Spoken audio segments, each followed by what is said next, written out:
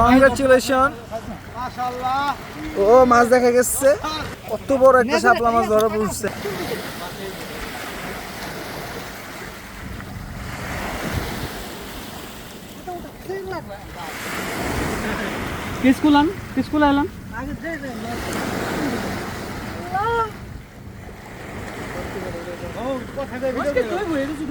মানে আমরা সবাই এখন স্পিচলেস হয়ে গেছি, আসলে কি মাছটা আসবে আমরা বুঝতে পারতেছি না, অথবা কত বড় হইতে পারে।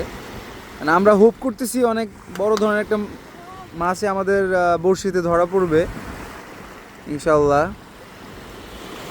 এখন দেখার পালা, আপনারা সবাই একটু অপেক্ষা করে দেখে যাবেন যে কত বড় মাছটা ধরা পড়ছে।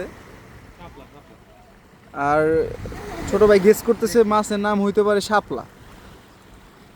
গোলাপ ধরা পড়বে না?